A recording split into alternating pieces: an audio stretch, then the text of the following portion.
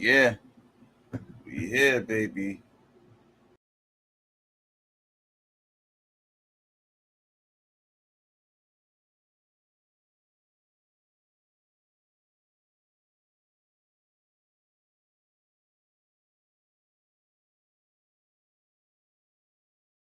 In the hood, is Jay-Z losing that credibility out here? You know what I'm saying? Is Jay is I don't know. Let's get into it, y'all. So right now, Jay is trending on Twitter. You know, a lot of people been like kind of speaking about the dude or whatever the case may be. Jay-Z is trending, and we get to the article, and basically it says, you know, Jay-Z bites back at Eat the Rich rhetoric. We're not going to be tricked out of our position. The billionaire rapper took on criticisms on his capitalism. Took on criticism of his capitalism in a surprising Twitter space. So obviously, I feel Rob Markman and hosted a Twitter space on Wednesday. I believe that was August 31st. And let's get into what Jay had to say, man. But it was some negative shit, and I just wanted to respond to it in live time. This music is a fad, it's blah blah blah blah. And then after they couldn't get rid of us, they demonized us, and they start like driving tractors over our CDs and things like that. This is all history. So this for me feels like, you know, the end where the villain, you know, survives, doesn't go to jail, but gets to pop more shit.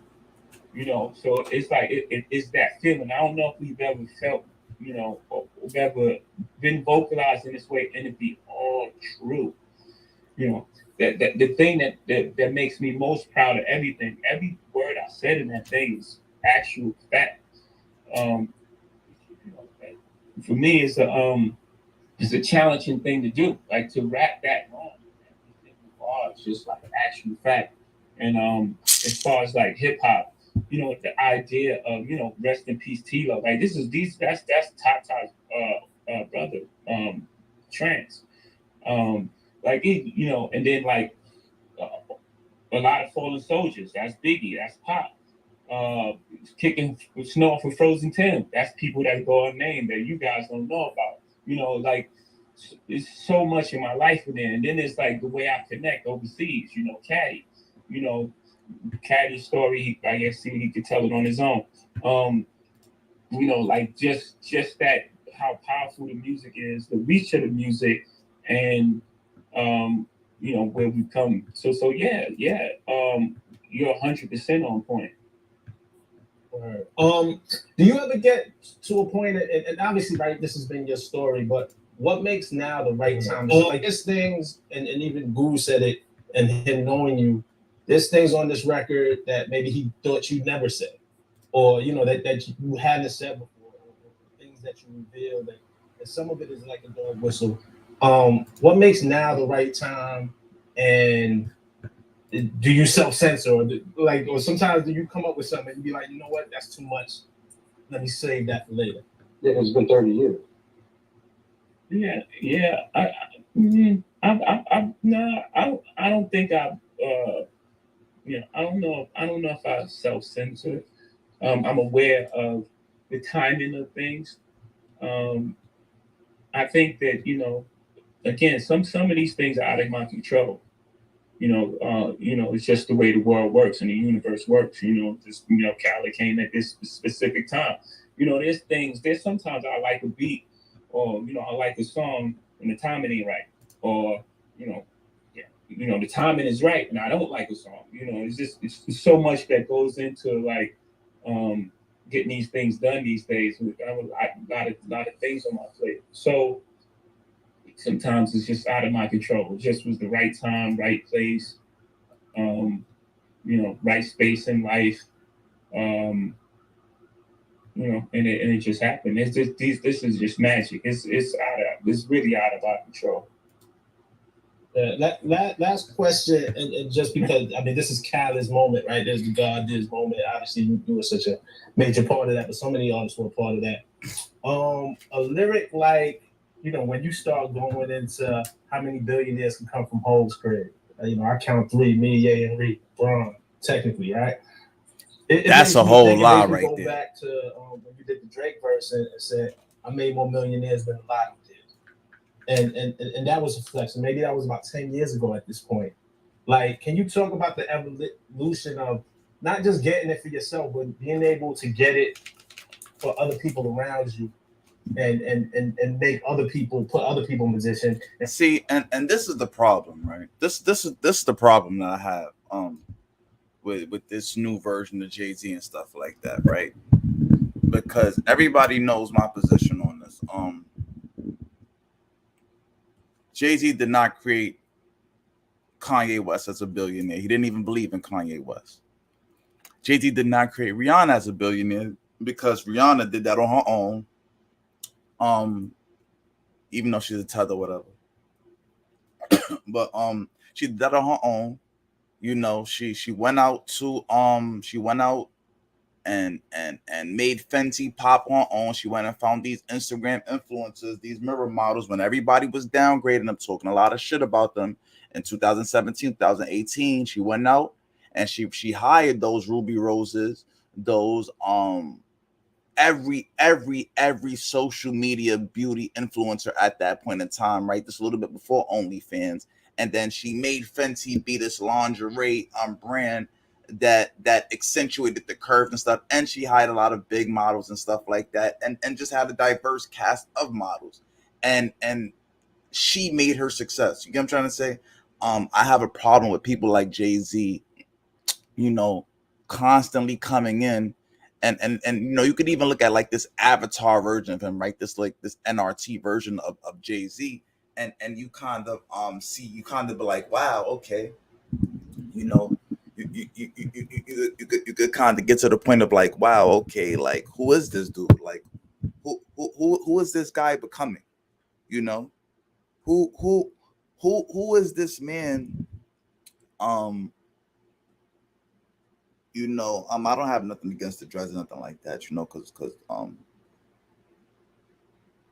Doggy Diamonds has been receiving a lot of criticism for that. But who are you to come into the black community and tell us, you know, how we should feel and stuff like that, when all you have done as a black man was exploit our community? You know, you exploited Beyonce, you're exploiting these people, and then you're seeing all these billionaires that you created. Like LeBron James don't even mess with you no more, Jay-Z. Like, you almost lost Beyonce to LeBron James, if you want to be honest. If you want to have a real honest conversation, you know. But I don't think the people are ready for that conversation yet. You get what I'm trying to say? I really don't feel like the people are ready for that conversation, because it's been a lot of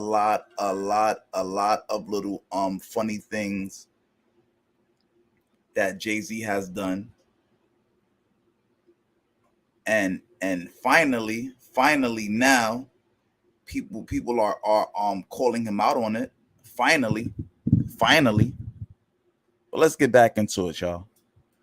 In the span of 10 years, going from being able to save millions on a rap record to now saying billionaires.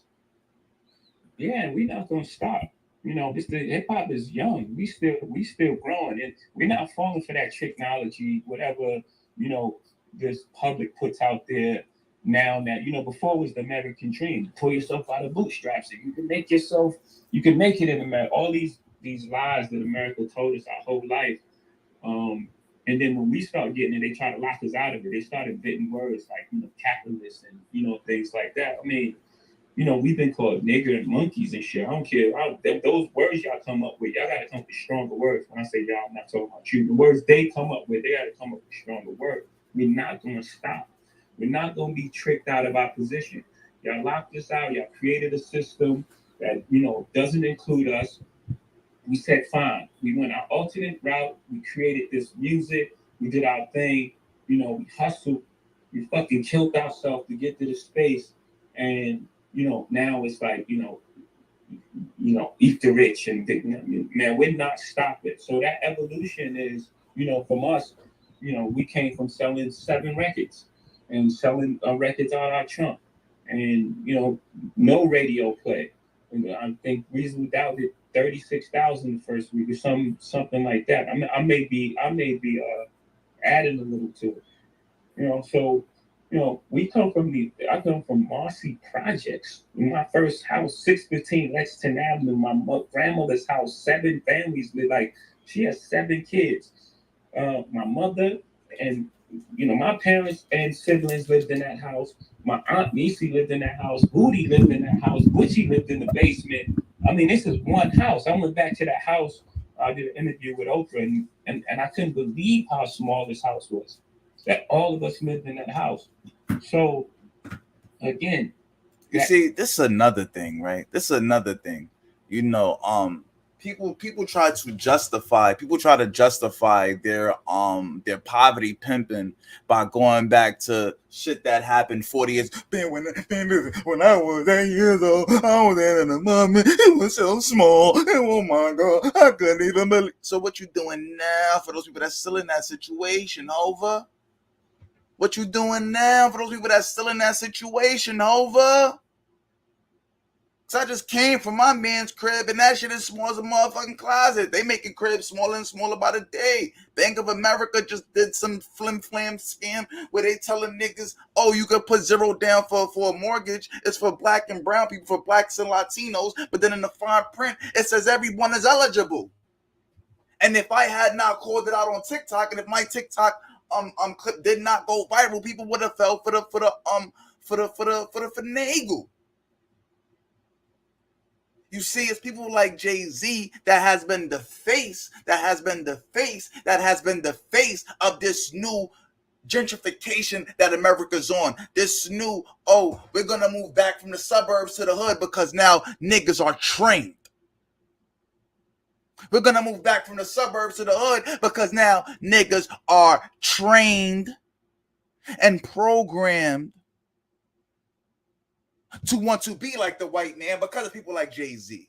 Because people like Jay-Z had made European fashion, European beauty, European standards, the get money standards of Black America. And now that he sees that starting to wane, he grows his dreads and puts a bad name on dreadlocks, right? I don't even fuck with Doggy Diamonds, not to digress, but Doggy Diamonds came at Jay-Z for his dreadlocks or whatever case may be, and the old head came at Doggy Diamonds saying, nah, a lot of people with dreads went through a lot of things. We couldn't get jobs and stuff like that. Now it's cool, but back then it wasn't. And that's my problem with Jay-Z. Now when it gets cool, now when there's laws that prohibit you from being banned from your job for having dreads, now Jay-Z want to wear dreads to have that pro-black image. This is that problem with people cosplaying blackness, even Black Americans like Jay-Z, who even used his LGBT mother to sell his last album.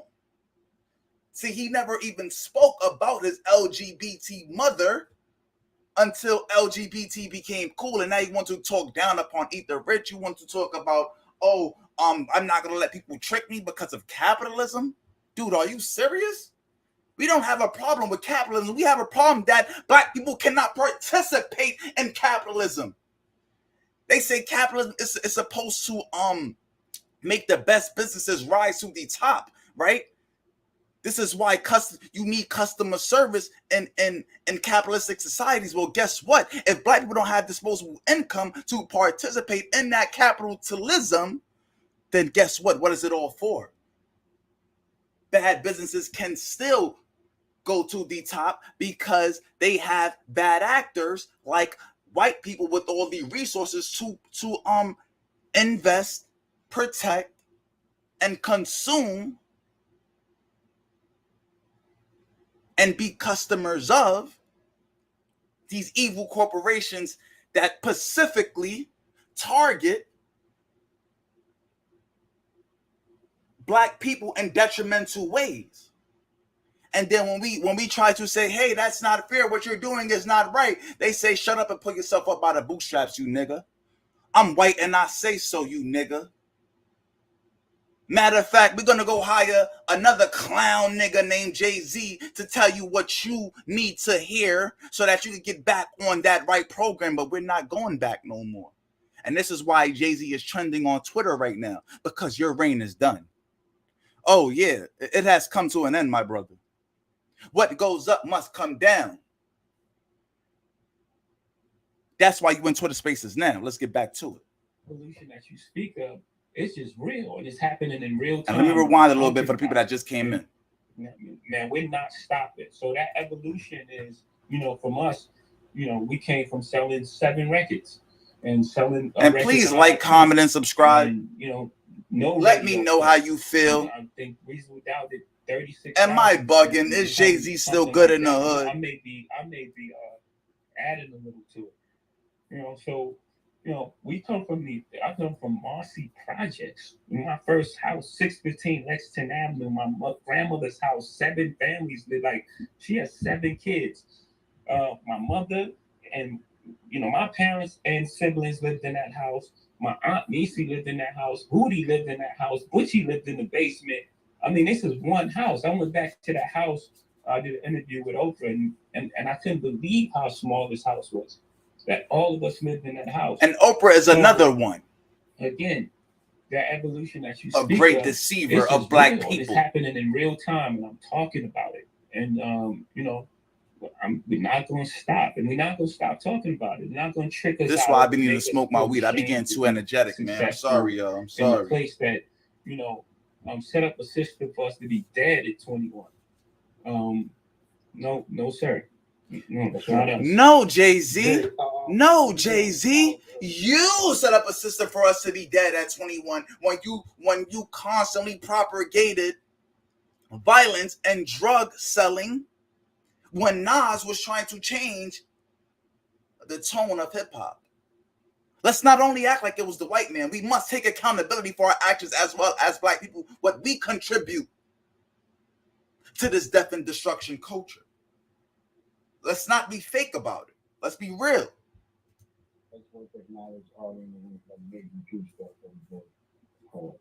Yeah, R&B, that was an amazing piece of, appreciate that. Again, in the this conversation was recorded Wednesday, August 31st, 2022. Say, my only goal is to make it feel seen, and when somebody break it after Jay-Z received criticism for his God Did verse in that way, we all feel seen, and it wasn't me. I got calls from everybody like, man, we needed that right there, or that was amazing. You see how I just said, like, look, and this is actually my first time hearing this. I'm responsive in live time. That's why I'm so energetic about it. You know what I'm saying? But you see how I said he received criticism for that verse? You see, even Jay-Z is not untouchable no more. We got his ass. We got his ass. We got his ass. You see, now we have grabbed him. We have grabbed him and brought him back to the community to where he has to respond to what we say. Oh, yeah. Oh, yeah. You ain't a billionaire yet, nigga. You a 900 millionaire. Let's be real. We all feel seen, and it wasn't me. I got calls from everybody like, man, we needed that right there, or that was amazing. Or Ferg hit me up like, we needed that right there. Yeah, or nigga, that shit was garbage. What's going on? What happened? What happened to Ho? Is it over? Is it over? Is it Hova or is it over? Which one is it? Is it Hova or is it over? You know what I'm talking about? Is it Hova or is it over? Let's ask that question. Is it Hova or is it over? Let's ask that question. Like, so people to articulate and understand what we're going through, So that was an amazing job. I'm honored to be listening to you. It's crazy. And I'll just say one thing that we mentioned earlier before you joined, Khaled and everybody. One person was asking about "Well, do you write this in a day?" And I was saying, I've been listening to you guys my whole life. Your work and the work of hip hop artists who've explained the real stories and history that wasn't always in the history books is why I did civil rights law, and then now I do journalism. So, what, nigga? You ain't no Tariq Nasheed. Like, come on, let's cut the shit. Like, let's cut the fucking shit, man. Let's cut the fucking cat, man. Before you joined Khaled and everybody, one person was asking about, "Well, do you write this in a day?" And I was saying, I've been listening to you guys my whole life. Your work and the work of hip hop artists who've explained the real stories and history that wasn't always in the history books is why I did civil rights law, and then now I do journalism. So you've been teaching people for so long, and as we explored there, and mind you, am I correct or am I wrong? But is RB Melba the dude that always used hip hop bars on his journalism and stuff like that? He kind of brings that hip hop aspect to the thing. That's like his little gimmick or whatever. Let me say this, Ari, if you're going to speak about unwritten history, then you need to bring Tariq Nasheed up on your show. You can't say things like that in the black community and not stand on it. Now we're going to hold you to that. Because a lot of you guys like to just say things because it sounds cool. But then when shit really hits the fan, y'all lean into our white privilege. But let's go. Who don't listen, which is why you get that Mike Wallace moment. But when we, as a team, and I work with a team in my group at the MSNBC, when we write something like that and we go to the archives, okay, that isn't. You know, we're drawing on years of listening to. What happened to this nigga Wallace? So it's like it's an honor to be up here just listening to you tonight. But you laid it all out. You've laid it out before, where the hammers run, the news cameras never come. And the stories that are not only systematically ignored, they're lied on.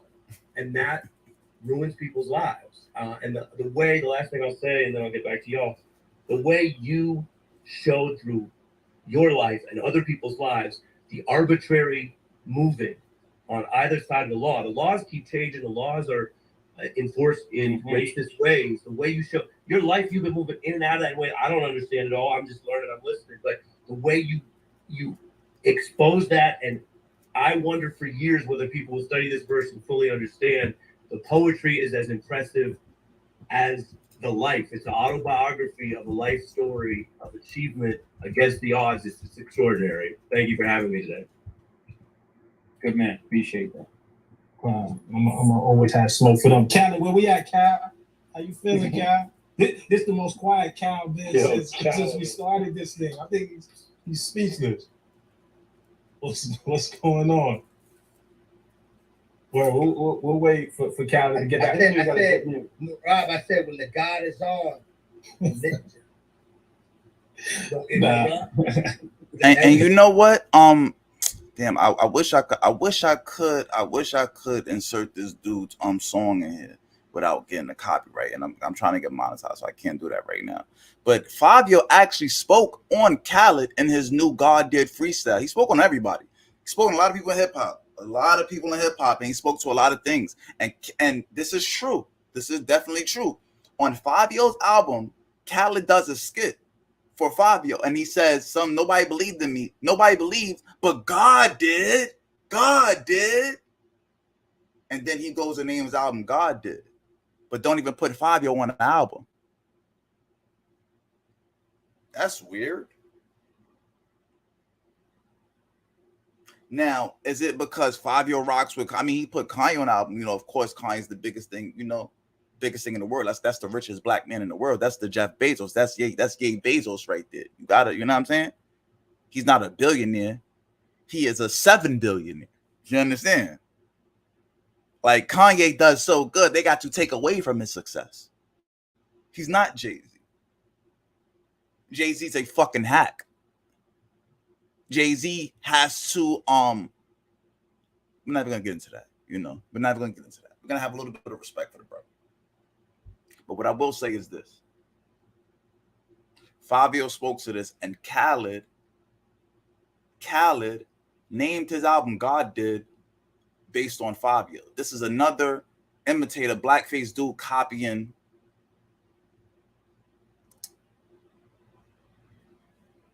copying a brother. Or in my case, you know, the cuz. Come clear. Shout out to clarity. You listen. When the God is on, you listen, Rob. That's what I was doing. Yes, sir. Man, I appreciate you, man. You know, there's no words that, you know what I'm saying, all I'm gonna do is you know, every time I see you, when I'm not around you, you know, you're my idol, you're my brother, you're my friend, and I appreciate you, what you did for us on this record and what you've been doing for us. And we all screaming Hov did, you know what I'm saying? Because Hov did for real. And it's just This important nigga people know fanned that, out. man, because you fight for us all the time. And we love that, and we appreciate you. And just keep inspiring us, you know what I'm saying? Yes, sir. How you Yes, fight sir. for you, Khaled? You from fucking and he's like, some is shit. there a favorite on this album? Or some, because there's so much. But when you first heard it, you know, obviously God did stood out to you. Was there something else on the album that just kind of blew you away or made you feel so connected? Yeah, definitely. I felt like the you know, see, I don't know if Khaled told that story, but he played me the Drake No Secret. I was like, man, I gotta open it. That just set the right tone and vibe. And then that album's big time trash joint, the pockets that Lil Baby was catching on that. God Did like, is trash. Like, I don't even know how many pockets, but he just kept switching. Staying Alive is trash. You know, obviously I messed with that Dirk record. 21 Savage is amazing. That Kiss record is so hard. Khaled had a whole vibe. He may want to revisit that later, remix. But the Kiss record. Sorry about that, but yeah, you're right. I gotta tell it, man. I gotta tell it. I had a whole vibe, and I felt like what we did today, put on the album, what we put out was so perfect, but it inspired other vibes too. You know what I'm saying? Yeah. Cal, was there any more to the Drake record, No Secret, just setting it up? Because I remember you played it, you didn't tell me what was playing. The way it just led in was a perfect intro, but I wondered if there was more. Yeah, so Drake was at my crib, and we was having dinner, and then I played him my album in my studio, and I played him God Did without no drums, no raps, nothing on it. Just God Did the chords and Friday. That's it. And I'm gonna show y'all where the dude who did God Did, where he's at right now. And I'm gonna show y'all where he's at right now too. I'm gonna show you exactly where he's at. You should put that on your album trip. So when I announced God Did, I put the music in the album trail. It was just the music. It was just the chords and the God Did Friday singing it. And when I seen everybody that loved it and it was so infectious, just like they loved the title, I already said in my head before I even put it on the trail that I was going to make it into a song. But I wanted to, be inspired and feel the feeling. So boom, he played me No Secret. And he's like, yo, I'm going to finish this shit up. I was like, nah, I want it just like that. I want to fade this shit out. I want to fade it out. And if there's a longer version that comes later, let it come later. I just want that part and it will fade out. And then I started working on God Did. And then, you see what happened. God did. You know what I'm saying? Like, and it turned into something beautiful. So the way the album started is like been a dream of mine from the beginning of my career, meaning as in there's only certain albums that start like M and then the Ye and the Dre, and then you go into Big Time, and then after Big Time you go into Dirt. There's only certain, for me as a fan of hip hop, there's only certain albums that start like that. You know what I'm saying? I felt like when I dropped that track list, it was like, oh no. Now, let me show you where the dude who actually did God Did is at right now. Let's show you where this dude is at right now. This is where Khaled is at. He's at the VMAs. He's at the VMAs.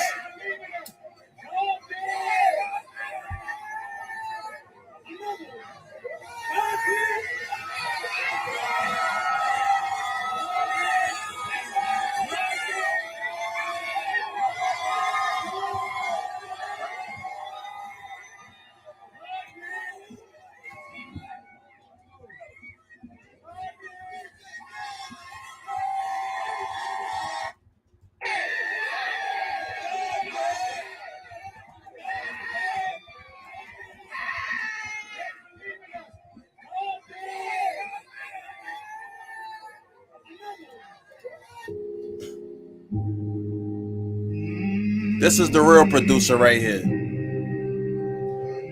He's still in the hood. He's still in the hood.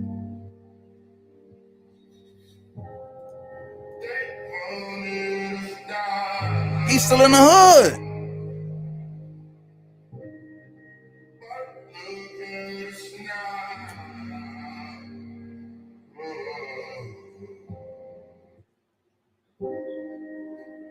They didn't believe in us.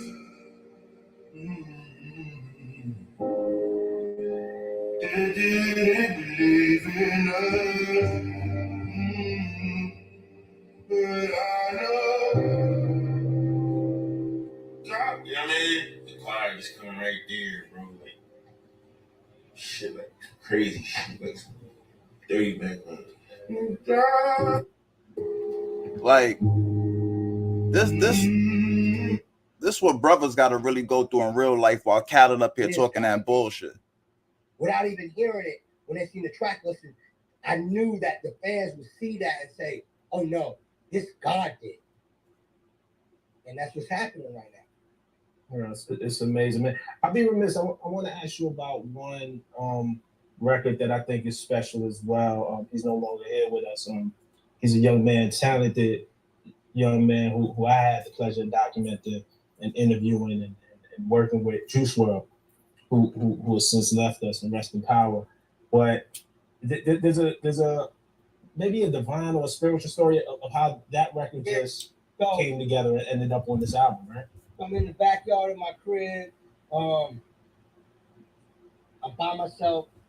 I'm in the backyard, just chilling, and I get a text from Bibby. And Bibby said, I heard you work on your album, God Did. I said, yeah, and he sent an MP3 immediately. So I didn't get a chance to reply yet. So I listened to it on my phone, and I started looking around like, am I bugging? Am I tripping right now?